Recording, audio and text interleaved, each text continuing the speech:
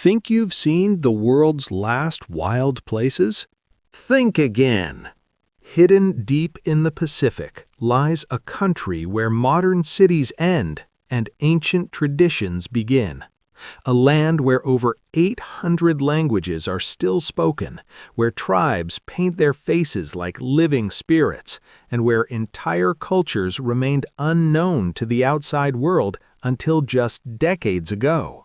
Welcome to Papua New Guinea, a place so mysterious, so raw, and so wildly different, it feels like stepping into another time. This isn't just a destination. It's one of the last true frontiers on Earth. Number 15. The Last Untouched Paradise. Tucked away just north of Australia, Papua New Guinea is often called Earth's last ecological frontier. It's about the size of California, roughly 178,000 square miles, but its rugged terrain is nearly impenetrable.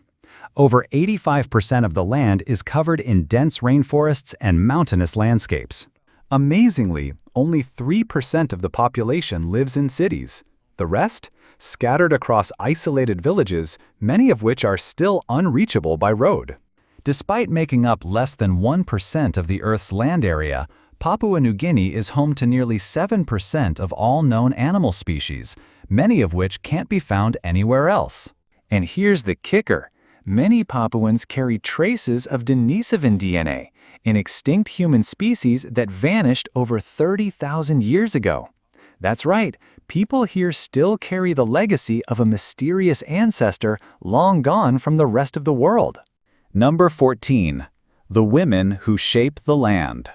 In Papua New Guinea, women aren't just part of society, they're the beating heart of it.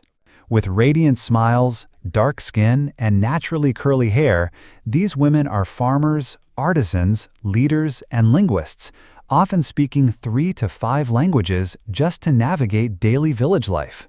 On Trebiandan Island, society is matrilineal. Land and property are passed down through the mother's line, and children belong to the mother's clan. It's women who own the land, make key decisions, and preserve cultural traditions. Marriage? It's not what you'd expect. In many regions, if a woman chooses a partner, she'll visit his house at night. If she stays until morning and shares breakfast with him, it's considered a formal union. No need for a ceremony or family approval. And if she chooses to leave, she takes her children and a cooking pot. That pot isn't just for boiling water. It's a quiet but powerful symbol of freedom and independence. Number 13. The Tree Kangaroo, Jungle Acrobat. High in the treetops of Papua New Guinea lives one of the most enchanting creatures on the planet, the tree kangaroo. Unlike their hopping Australian cousins, these furry monks of the forest are slow, thoughtful climbers, perfectly adapted to life in the canopy. With huge feet, hook-like claws, and a long balancing tail, they can leap from 60-foot-high branches without injury. But on the ground, they're hilariously awkward, often stumbling during short hops like someone jogging in oversized flip-flops. Covered in golden and reddish fur, with wide eyes and gentle movements, tree kangaroos seem like animals out of a storybook. They'll lick their paws, scratch their heads, and curl up like sleepy woodland spirits. Rare, precious, and unforgettable. Number 12. The Asaro Mudmen. Ghosts from the jungle. In the misty highlands of Papua New Guinea, deep in the jungles around the village of Galka, lives one of the most hauntingly beautiful traditions on Earth, the Asaro Mudmen. These mysterious tribesmen are known for their eerie, oversized mud masks, complete with twisted mouths and sharp horns, making them look like spirits risen from the earth. According to legend, centuries ago, Asaro warriors smeared themselves in white clay and crept out of the mud to escape enemies. But when the enemies saw these ghostly figures emerge, they fled in terror, believing they were witnessing supernatural beings. Thus, the tradition of the Mudmen was born. To this day, the Asaro people perform ritual dances, hunched and slow-moving like ancient spirits crawling from the underworld. Their every movement is designed to mesmerize, and intimidate. The person who crafts the most frightening and unique mask is celebrated by the tribe as a master artist. It's more than just performance, it's cultural heritage preserved through clay and fear. Visitors can witness the Asaro Mudmen at the famous Mount Hagen Cultural Show or by visiting Galka Village, but never go alone. A local guide is essential, not just for safety, but for respect.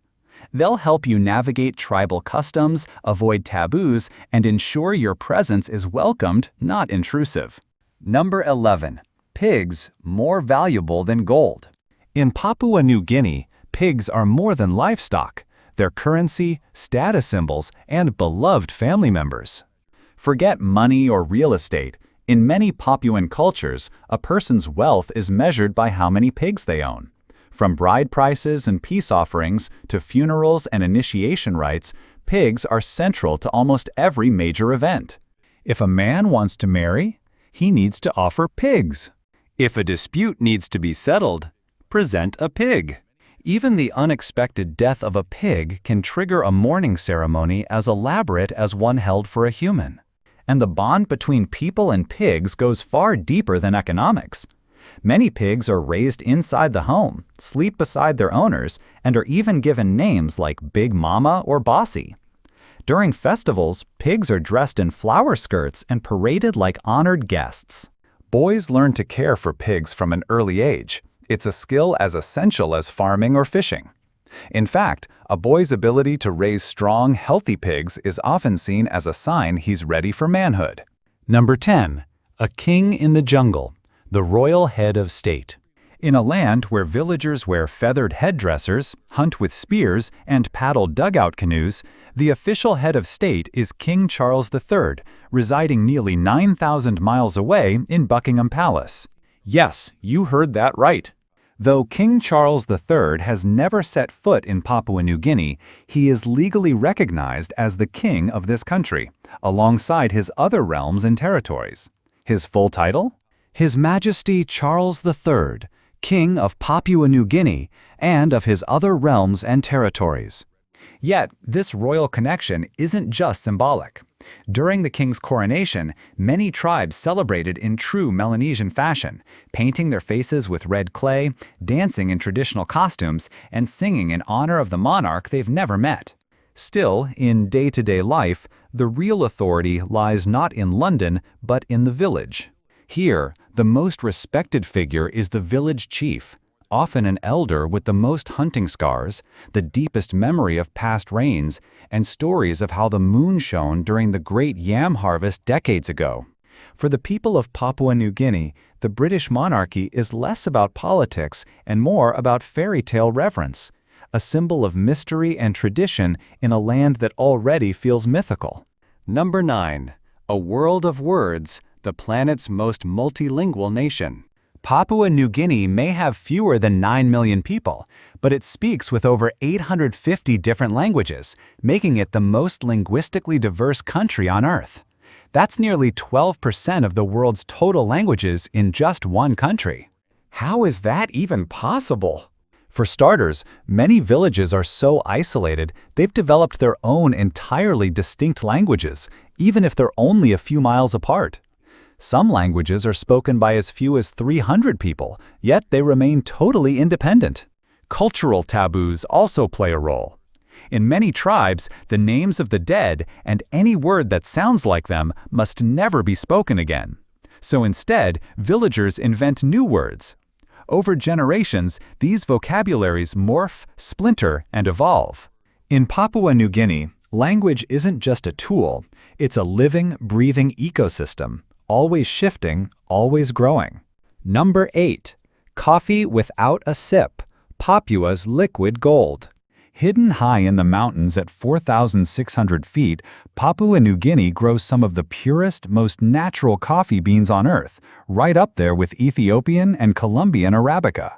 The country's standout varieties, Topeka and Bourbon Arabica, have a soft, honey-like sweetness with hints of ripe fruit. They've won international recognition at auctions like the Cup of Excellence and are a prized export in elite cafes across the globe. But here's the twist. Most locals have never even tasted it. Due to colonial legacies and changing habits, many coffee farmers sell their harvest to buy essentials like rice. In fact, entire families spend their lives growing premium beans, but have never sipped a single cup. Number 7. Kimi Bay Reef, Earth's last great coral paradise. Tucked along the remote coastline of Papua New Guinea lies a treasure few have ever heard of: Kimi Bay, one of the last untouched coral paradises on Earth.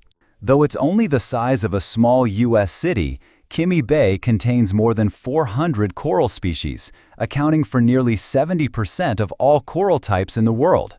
It's like a living underwater museum, colorful, surreal, and alive with creatures found nowhere else. Here, the water is so crystal clear you can see up to 130 feet below the surface, the height of the Statue of Liberty. This unmatched visibility draws expert divers from all corners of the world.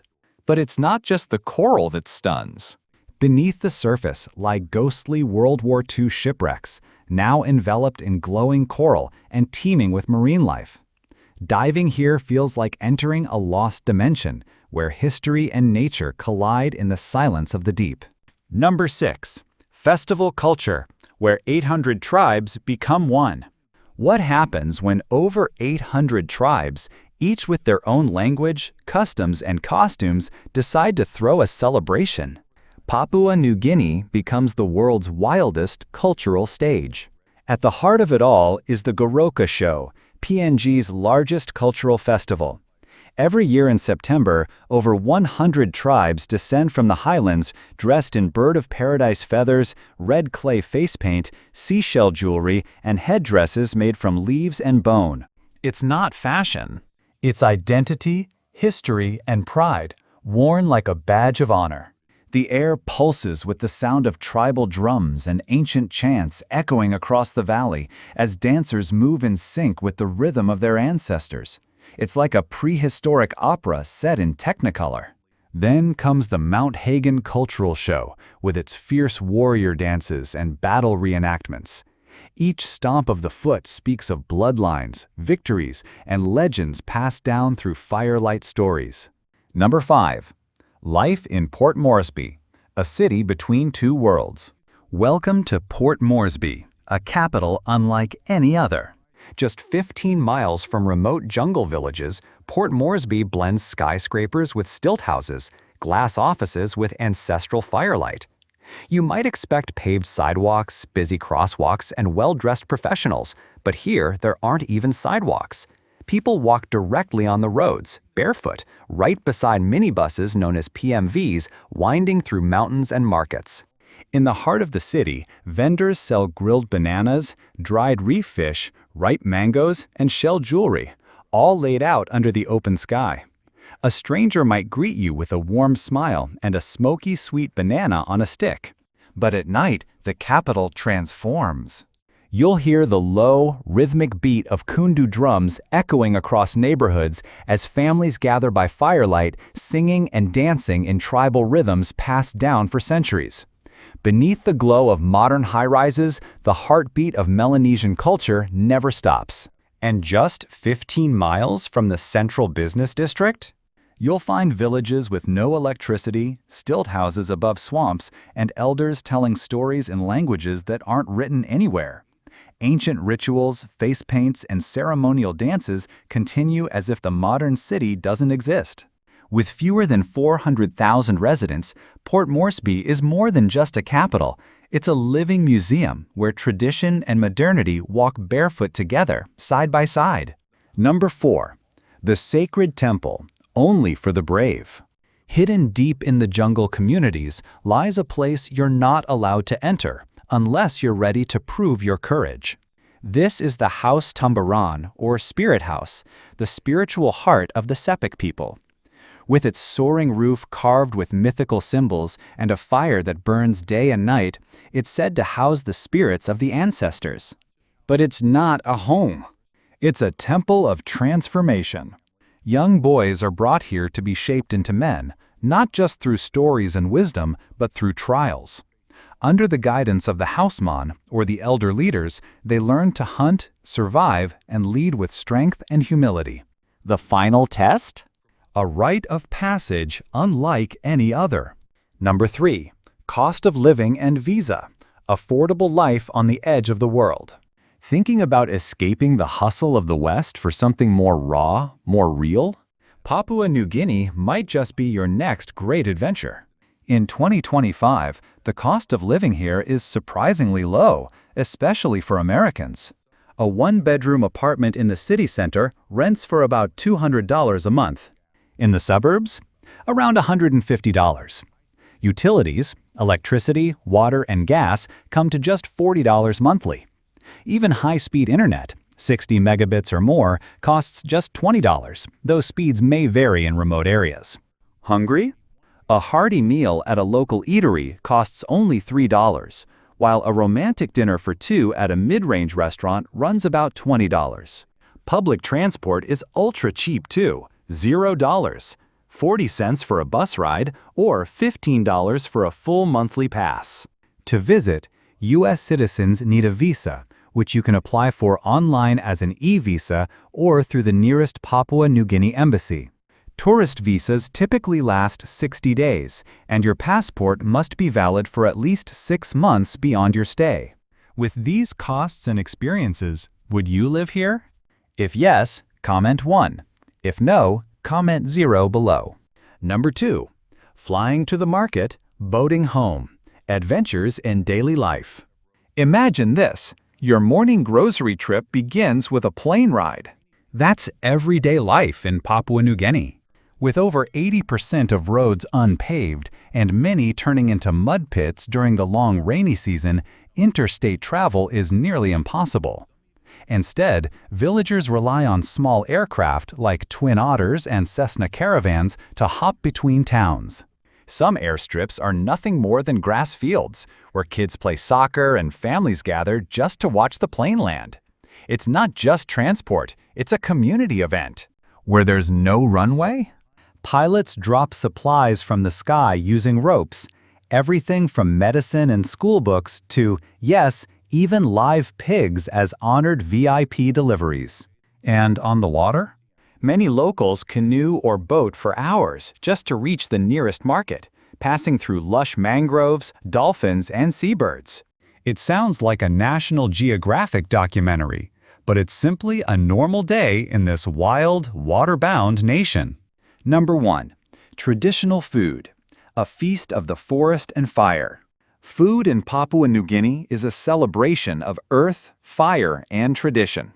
The national dish, mumu, is a full sensory feast cooked underground. Layers of pork, sweet potatoes, green bananas, taro, leafy greens, and coconut milk are wrapped in banana leaves, placed on hot stones, and buried for hours. The result? A warm, smoky, earthy stew, tender and rich with mountain flavors. Daily meals center around cow or sweet potatoes, eaten by most locals 2 to 3 times a day, like rice in other parts of the world. Craving something fresh? Try kakakota, raw reef fish marinated in lemon juice and coconut milk. It's creamy, tangy, and refreshing, like a South Pacific twist on ceviche. And no celebration is complete without the roast pig, a symbol of wealth and pride. Cooked whole over bamboo, glazed with pork fat, seasoned with wild herbs and salt, and served like royalty.